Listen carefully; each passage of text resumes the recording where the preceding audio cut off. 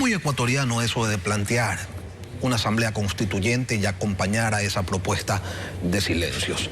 Me refiero a no decir con claridad, sin discursos escurridizos, tránsfugas, qué es lo que se quiere reformar ni cuál será el mecanismo que se va a utilizar. Sin embargo, la realidad es una, y un proceso constituyente es la posibilidad de eliminar barreras comprobadas. Hoy nos acompaña André Benavides, constitucionalista, y vamos a abordar con él precisamente esas potencialidades que tiene la carta más alta que hoy exhibe el Ejecutivo. André, buenos días, bienvenido a Contacto Directo. Buenos días, estimado Lenin, un cordial saludo para usted y para toda la audiencia de Ecuavisa. ¿El país necesita o no una constituyente? Mira, históricamente se ha creído por parte de nuestra clase política que reformando la Constitución o reformando las leyes se resuelven los problemas del país. Sin embargo, en las condiciones políticas, jurídicas y sociales, creo que es necesaria una constituyente.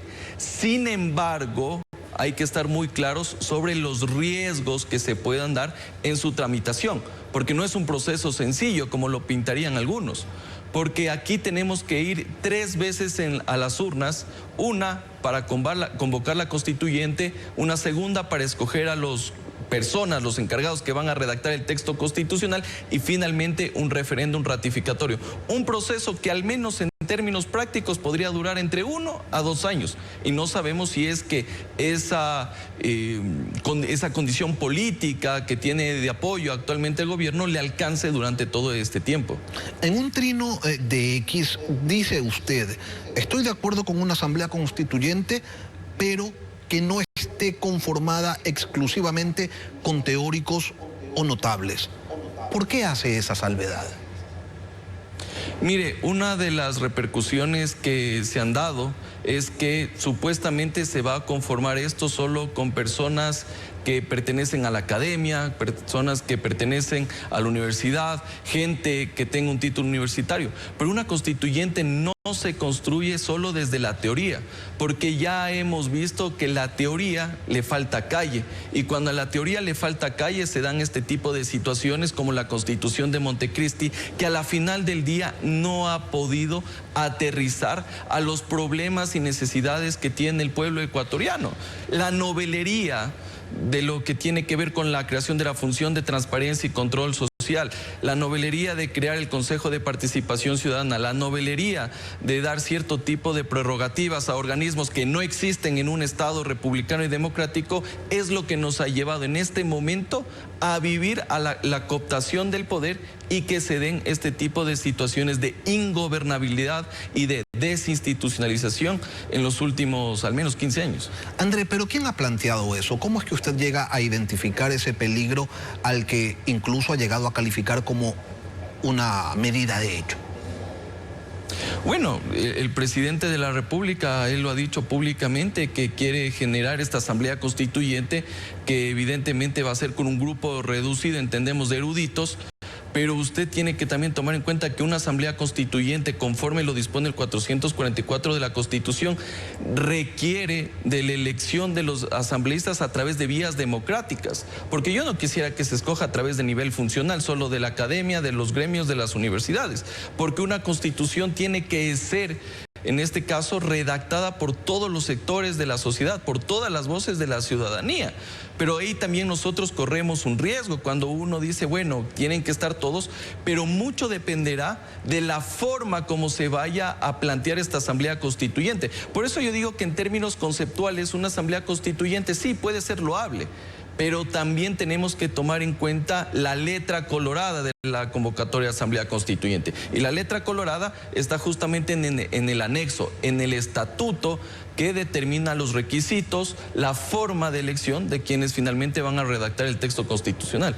Usted que conoce de estos asuntos, André, ¿cómo lograr que una constituyente sea de manera efectiva un mecanismo participativo, democrático e independiente de otros poderes del Estado? Es que ese es justamente el reto que va a tener el proponente, que en este caso es el presidente de la República. Yo creo que se deben plantear al menos 2 aspectos fundamentales para que la ciudadanía pueda entender y pueda sumarse o subirse a esta camioneta de la Asamblea Constituyente. Primero, que le hable claro qué es lo que se va a plantear.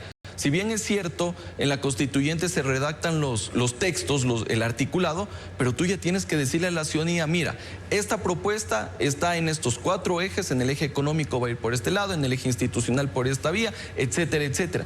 Y creo que lo segundo es ver la forma como se van a nombrar estos asambleístas constituyentes. Evidentemente se puede hacer un cierto tipo de requisitos para que justamente permita la participación de todos los sectores de la sociedad.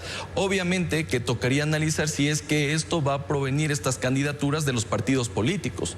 La Constitución no obliga a aquello, que los partidos políticos pongan los candidatos, no lo obliga. Podría verse otro mecanismo que justamente permita que no se dé este tipo de situaciones en la cual termine partidizándose para generar una constitución a la medida de quién es el proponente. Pero bajo ningún esquema usted considera viable un escenario en el que los integrantes de la constituyente no sean elegidos por el pueblo, por la gente. No, yo por supuesto, yo pienso que una asamblea constituyente debe ser integrada por personas que provengan del voto popular. Es lo que dice la Constitución, el 444. Más bien, a mí me llamaría la atención si es que escogemos, por ejemplo, asambleístas funcionales, exclusivamente funcionales, que provengan de los gremios de la academia, de las universidades, etcétera, o que estemos hablando de una elección indirecta, que a la final del día digan, ¿saben qué? La Asamblea Nacional va a ser la que a través de votación va a elegir a los representantes en la constituyente.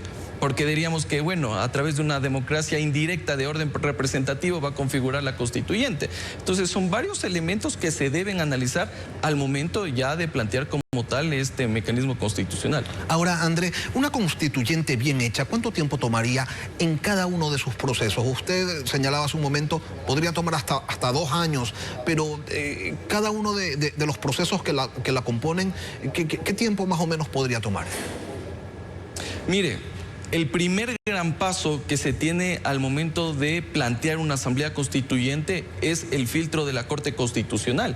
Y ahí usted tiene que justificar de manera adecuada las razones por las cuales quiere llevar a cabo este mecanismo de reforma constitucional. ¿Por qué quiere cambiar la Constitución? Y en el paso en el cual se ha caído muchas de las propuestas de asamblea constituyente que han venido de la ciudadanía en la Corte Constitucional, tiene que ver con el estatuto y las reglas de juego. Y aquí sí quiero ser claro, no es posible una asamblea constituyente con plenos poderes. Ese escenario que se dio en Montecristi no se lo puede repetir en las condiciones actuales de nuestra Constitución. Así que eso de disolver la Asamblea Nacional, de dar amnistías, de mandatos constituyentes, eso no existe. ¿Pero qué sentido tiene, André, que el poder constituyente se someta al poder constituido? Bueno, en este caso hay reglas que se deben cumplir, porque tampoco aquí es un juego del todo vale o un cheque en blanco, porque eso significaría prácticamente desconocer lo que está vigente en este momento, porque supongamos que la ciudadanía al final del día niega el proyecto de texto constitucional. Y prácticamente hemos hecho una tabla rasa de lo que está vigente actualmente. Entonces, como le decía, estimado Lenin, es un proceso bastante complejo, pasando primero por la Corte Constitucional. Segundo, tiene que ir a una consulta popular. Y una consulta popular no es que se la hace de la noche a la mañana. Por lo menos desde la convocatoria hasta el día de las elecciones pasan 60 días. Y después usted tiene que establecer cómo será la forma de elección, ir a campaña electoral y que se escojan a los representantes, ir a las urnas. Entonces ahí estamos viendo que siquiera son unos 5 meses más. Y después todo lo que conlleva la redacción del texto constitucional. Yo no quisiera que en 4 paredes y en 3 semanas se redacte una constitución prácticamente flash. Eso no es posible. Y de ahí recordemos también, estimado Lenin, que tenemos un referéndum ratificatorio. Y yo no quisiera que por el apuro, por la coyuntura, se redacte algo mal y a la final del día el pueblo en las urnas termine negando la Constitución, tal como lo que sucedió en su momento en Chile. Uno de los temores que existen, André, es que el país pudiera inmovilizarse mientras espera a que se determinen las nuevas reglas del juego. ¿Este temor es legítimo? ¿Es una posibilidad o no tiene fundamento? Es totalmente legítimo, estimado Lenin. Un proceso de asamblea constituyente siempre genera incertidumbre por lo que pueda ocurrir. Por eso es necesario que el presidente de la República, como proponente, indique las reglas claras de lo que se va a plantear, para que la ciudadanía, la opinión pública, la comunidad internacional sepa por dónde va a ir esta Constitución. Porque si vamos recién a ver qué es lo que se va a plantear, evidentemente no van a existir condiciones y eso sí genera inseguridad jurídica y eso puede de alguna forma también que las inversiones extranjeras, los capitales sean ahuyentados porque no se sabe lo que pueda pasar. Y creo que lo responsable con el país es decir qué es lo que se pretende plantear, qué es lo que se va a hacer y la forma como se lo va a hacer. ¿Y qué se puede esperar de un gobierno que coexiste impulsando un proceso constituyente? ¿Se puede jugar en dos canchas paralelas, la de hacer gestión mientras se hacen reformas? Es totalmente viable, pero ahí sí tenemos que tomar en cuenta que en condiciones políticas tienes otro frente, porque ya no solo tienes las condiciones políticas para gobernar y tu relación con el legislativo, sino que también tienes que ver qué es lo que está pasando en la Asamblea Constituyente, porque aquí la ciudadanía va a estar pendiente de lo que pueda ocurrir en estos dos espacios en los cuales se van a dictar actos normativos. Por un lado, las leyes y los procesos de fiscalización y por otro lado, lo que sería el nuevo texto constitucional. Y le queremos agradecer a André Benavides, constitucionalista, por habernos acompañado hoy aquí en Contacto.